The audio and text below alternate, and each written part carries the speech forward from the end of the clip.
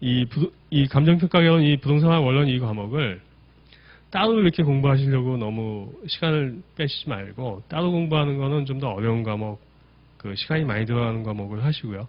하여튼 1차에서 무조건 과락은 안 나가셔야 되기 때문에 그렇게 하시고, 이 과목은 여기 와서 이렇게 듣고, 그 다음에 세 번째 시간에는 이제 기출문제 통해서 같이 첫 번째, 두 번째 시간에 좀 이렇게 설명드린 거를 적용을 하면서 한번 다시 복습을 할 거거든요. 이 내용을 쭉 그냥 집중해서 들으시고, 그렇게 해서 이렇게 좀 여기서 공부를 마치고 간다. 강의 따로 공부 따로 하지 마시고, 이렇게 듣는 과정 통해서 그냥 외울 거는 뭐 머릿속에서 그때그때 외우고, 또 까먹더라도 또 문제도 그때그때 풀어보고, 뭐 그렇게 하시는 게 어떤가 싶습니다. 토지부터 먼저 말씀을 드리면요. 여기는 이제 용어에 대한 문제인데, 저희가 비슷비슷한데 이제 땅에 대한 부동산 분류 중에서 땅에 대한 건 이제 용어에 대한 문제가 종종 나옵니다. 첫 번째 구분하셔야 될 게 대지, 택지, 부지가 있고요. 범위가 이렇게 되죠. 대지가 있고, 택지가 있고, 부지가 있습니다. 대지가 있고, 택지가 있고, 부지가 있고. 그래서 이거를 그냥 그런가 보다 하고 들으시면은 내게 안 되고, 시험이니까 대택부하고 이 자리에서 그냥 머릿속에 좀 같이 따라서 이렇게 한 두세 번 반복하십시오. 까먹더라도 다음에 또 하면 이게 금방 와닿거든요. 순서가 대택부죠, 대택부. 대지는 주거하고 상업용 건물을 지을 수 있는 땅입니다. 대지는 주거하고 상업용 주상이고, 여기다 공업용까지 넣어줄 수 있으면 택지가 됩니다. 그러니까 택지 개발하고 대지 개발은 다른 거죠. 대지는 주상이고요. 택지는 주상공. 부지는 이렇게 건물 지으신 땅도 있고, 그냥 하여튼 뭐 좀 정리된 땅, 이건 부지입니다. 그러니까 대택부, 순서가 대택부고, 주상공, 이거 건물 못 짓는 것까지. 네. 대지는 주상, 택지는 주상에다가 공까지, 공장까지 짓는 게 택지고, 그 다음에 부지는 건물 안 짓는 것도 포함해서 그냥 뭐 정리된 땅, 그 정도. 그래서 범위가 대택부다. 이게 첫 번째 용어고요. 두 번째는 부동산 이제 그 공인중개사 시험에서 종종 나오고 뭐 그러는데, 저희는 뭐 가끔 뭐 보일까요? 근데 일단 그냥 실무상도 필요하기 때문에 뭐 지목이 28개가 있고요. 대지, 택지 뭐 이렇게 해서 이제 뭐 그러니까 공장 부지, 뭐 유원지, 뭐 공원 부지 해서 이제 그 땅의 구체적인 용도를 정해놓은 게 28개가 있는데, 첫 번째 글자로 보통 이제 지목을 칭합니다. 전, 답. 뭐 하천 부지면 이제 뭐 그건 이제 다르죠. 그러니까 전, 답, 유원지면 뭐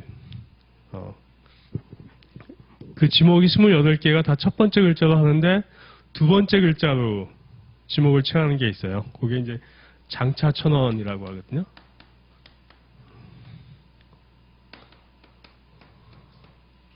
이것도 두 문자로 그냥 이렇게 입에 좀 익숙하시는 게 편합니다. 장차천원은 두 번째 글자가 오니까 앞에 첫 번째 뭐가 있겠죠?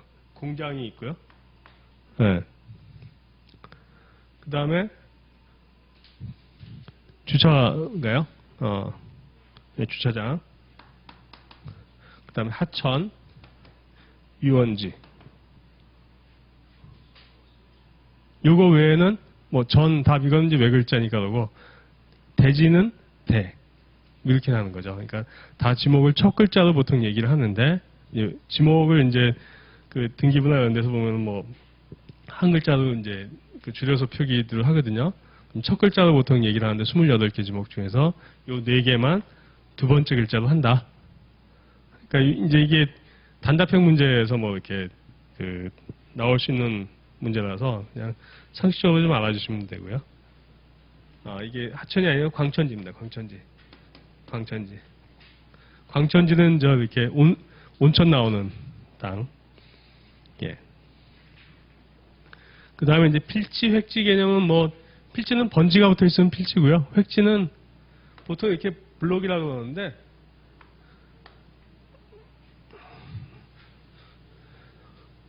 그 도시마다 조금 이렇게 도시 구조가 좀 다르죠. 뉴욕, 저는 뭐 뉴욕 많이는 안 가봤습니다. 뉴욕은 좀 길쭉하게 생겼거든요. 고구마처럼. 그래서 밑에가, 꼭 밑에라고 해야 될까요? 하여튼 이 밑에 쪽이 이제 다운타운이고, 이쪽이 뭐, 업타운. 그 다음에 이제 그, 다운타운 쪽에 여기에 이제 월스트리트가 있거든요. 이쪽에 이렇게 뭐 월스트리트가 있습니다. 그리고 이게 스트리트고요. 이게 스트리트. 그래서 42번가라고 하잖아요. 42번가가 이제 이 앞에 보면은 저희 타임스퀘어에서 뭐 연말연시나 싸이 공연하듯이 앞에 삼성 전광판이 있는데 거기 이렇게 길이 이런 식으로 돼 있는데 이렇게 지나가는 여기가 42번가거든요. 여기 이제 뭐 그 뮤지컬 하는 뭐 브로드웨이가 있고 이렇게 도시가 이제 이렇게 형성이 돼 있죠. 이런 데도 있고 파리 같은 경우는 도시가 달팽이처럼 이렇게 돼 있어요. 그래갖고 가운데가 파리는 16구까지인가 있는데 가운데가 1구고 이렇게 쭉 가면서 번호가 늘어납니다. 여기는 뭐 이런 식으로 좀 돼 있고 근데 뭐 이게 이제 획지라고 하면은 필지는 이제 번지 붙어 있는 땅들이 다 필지고 획지는 보통은 여기서는 설명드리긴 좀 어려운데 이런 식으로 이제 뉴욕 같이 이렇게 돼 있으면은 하나의 블록이라고 하잖아요. 영화 이렇게 브루스 윌리스 나온 영화 보면은 뭐 몇 블록 넘어서 이제 도로 4개로 딱 그 가로막힌 땅 이거 하나의 블록이라고 하는데 이게 이제 한 덩어리의 땅이다 뭐 이런 정도 그 의미거든요. 이 안에 번지가 몇 개 있을 수도 있어요. 아니면 그 큰 여의도 공원 같으면은 여의도 공원이 한 7만 평 됩니다. 근데 처음에 번지가 많았는데 이걸 다 합쳐갖고 번지가 하나예요. 여의도 공원 안에 산책로니까 뭐 이런 식의 길은 아니지만은 뭐 구역이 좀 나눠져 있다고 봐야죠. 뭐 사람들 있는 뭐 광장 같은 데도 있고 농구장도 있고 산보하는 데도 있고 매점 구역도 있고 그러니까 한 필지 안에 여러 개의 경제적인 활동이 좀 다른 여러 개의 구역들이 있을 수도 있고 이런 게 이제 획지인데 경제적인 의미의 이제 한 덩어리가 획지인데 그 획지하고 필지는 크기가 꼭 같지는 않습니다. 뭐 그런 정도 이제 개념을 뭐 이해하시면 될 것 같고요.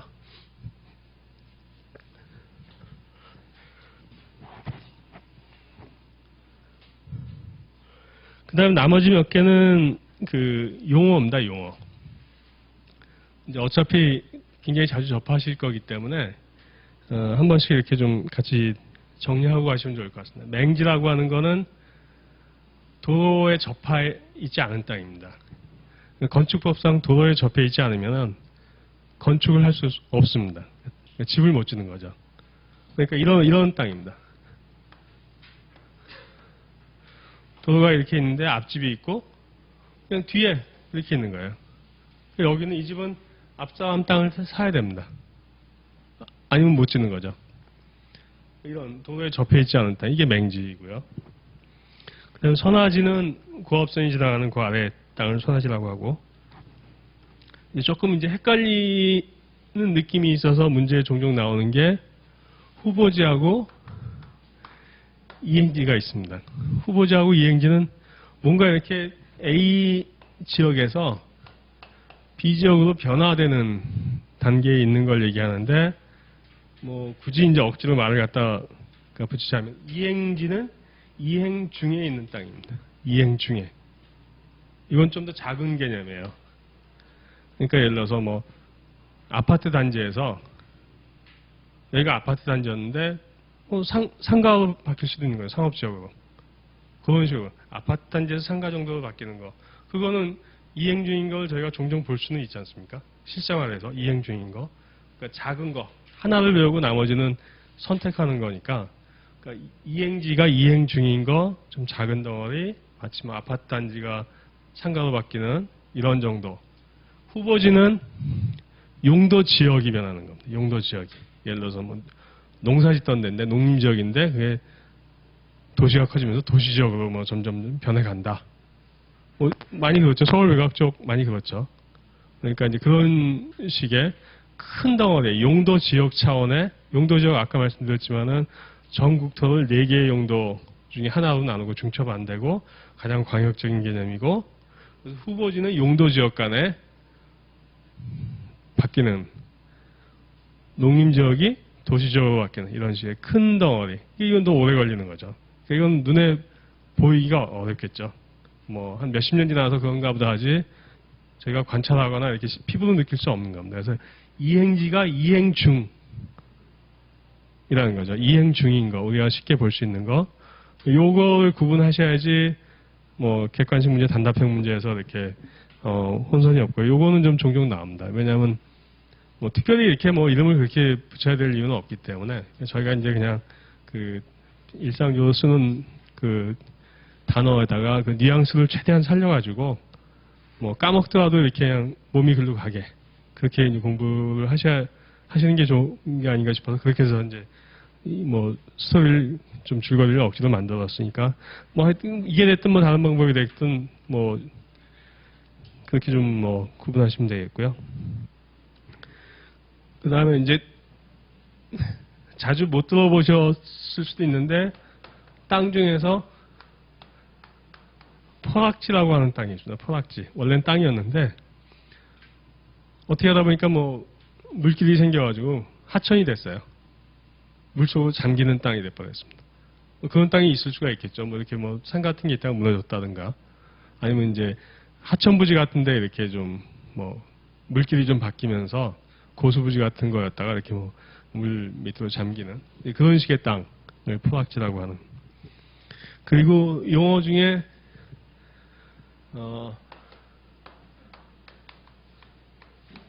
한계지라는 용어도 있습니다. 한계지. 이거는 경계에 있는 땅이겠죠. 느낌상. 이런 거는 막 뭐 심각하게 외우시는 것보다 그냥 제가 이제 몇 개만 말씀드리는 거는 그 몇 개를 정확하게 알고 있으면은 틀린 거 맞는 거에서는 운 좋으면 딱 첫 번째 게 그게 맞는 게 될 수도 있고요. 아니면 그 첫 번째 게 틀린 거면 확실하게 틀린 거 발견할 수 있고 최소한 뭐 5개 설문 중에서 2~3개는 지워낼 수 있으니까 이제 그런 키워드들을 좀 이렇게 설명드리려고 하는 거거든요. 한계지는 뭔가 경계에 있는 땅입니다. 실제 이게 뭐 도시 성장의 경계에 있는 땅. 그래서 한계지에는 되게 관리지역 같은 게 많아요. 아까 말씀드렸죠. 기획관리지역이나 농림 관련된 뭐 생산관리지역이나 뭐 그런 의미다. 아주 엄격하게 뭐 외우실 필요보다는 뭐 도시 성장의 뭐 경계에 있는 땅 그런 것들을 이제 한계지라고 한다.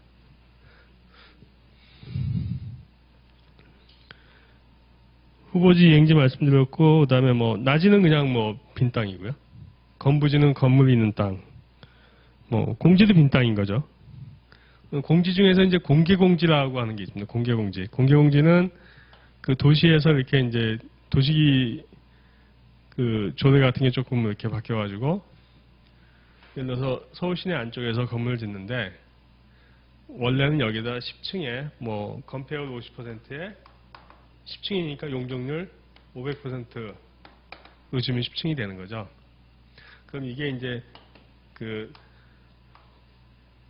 500제곱미터, 한 150평 정도 되겠죠? 아니면 뭐 좀 작은가요? 뭐 5천, 이제 한 1,500평 정도 땅이다. 이렇게 해서 이제 건폐율 50%면 한 750평에다 짓는 거잖아요. 그럼 나머지는 이제 뭐 옆에 그 테두리하고 이렇게 뭐. 근데 사람들 지나가고 조금 이 도시 쾌적하게 하기 위해서 여기다가 조금 그냥 일반인들이 쓸 수 있는 공간을 좀 내줘봐. 와서 이렇게 좀 쉬기도 하고 뭐 담배도 피고 뭐 그렇게 할 수 있는. 일반인한테 오픈되는 공간을 내줘봐. 그럼 내가 좀 더 높게 짓게 해줄게. 그 용적률에 인센티브를 주는 대신에 건폐율을 좀 좁혀서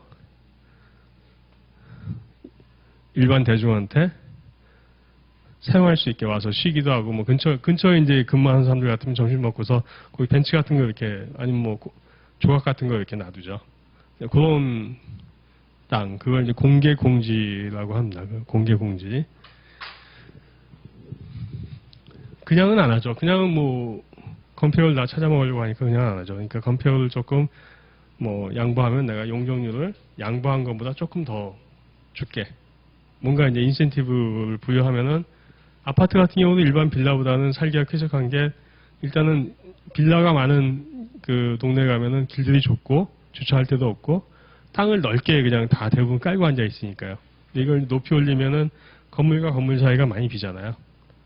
그러니까 뭐 채광이나 이런 건 이제 뭐 나중에 치더라도 일단은 높이 올리면은 지상 공간이 넓게 확보가 되니까 좀 쾌적한 느낌이 있고 또 실제 걸어 다니고 거기서 뭐 활동할 수 있고 그런 거죠. 그러니까 도시에서도 공개 공지를 이제 도입하는 거는 좀 더 높게 올리는 걸 허용해 줄 테니까 밑에 공간을 좀 넓혀라. 뭐 그런 얘기입니다. 범면이라고 하는 거는 경사면을 얘기하는 거죠. 이제 이 고속도로 같은 게 있으면은 여기 이제 차들이 이렇게 다니고 고속도로 이렇게 건설 안 하죠. 무너지니까요. 약간 뭐 45도라든가 뭐 60도라든가 이렇게 경사를 줘서 이제 건설하게 된다. 그럼 이 부분은 사실은 여기 사람이 뭐 특별히 쓸 수는 없지 않습니까? 이 부분에 따른 이제 범면이라고 합니다. 공장 같은 경우도 이제 공장 짓다 보면 뒤에 약간 야산 같은 데는 땅을 좀 깎아내지 않습니까? 공장 전체 부지가 2,000평인데 실제 뭐 쓸 수 있는 면적은 그것보다 안 되는 경우도 있죠. 범면은 땅 면적에는 포함되지만 실제 활용하기엔 좀 제약이 있는 이제 부분이고요. 이런 경사부에 있는 땅을 얘기합니다. 이 토지의 이제 유형에 대한 부분들은 용어 부분들이고요. 뭐 주택까지 하고 그다음에 세 번째 시간에는 기출 문제를 좀 같이 한번 보면서 이렇게 리뷰를 하겠습니다. 주택의 정의 부분만 하겠습니다. 뭐 8시 50분이니까요. 일단 주택이라고 하는 게 저희 이제 일상적으로 쓰는데 주택은 저희 부동산은 이제 땅하고 건물이 각각의 별개의 물건이라고 그랬거든요. 근데 주택은 땅하고 건물을 한 덩어리로 묶어서 얘기하는 겁니다. 주택은 땅하고 건물을 합쳐놓은 거, 합쳐서 한 덩어리로 얘기할 때 주택이라고 얘기하는 거고, 여기는 주거를 목적으로, 살 목적으로, 장기간 거주할 목적으로 이용하는 그런 건물을 얘기하는 겁니다. 이 뭐 법령상 정의니까 그 부분을 조금 알아두시는 게 좋습니다. 왜냐하면 이제 뭐 객관식 문제라서 나올 수 있는 부분이니까요. 한 10분 쉬었다가 뭐 세 번째 시간 하겠습니다.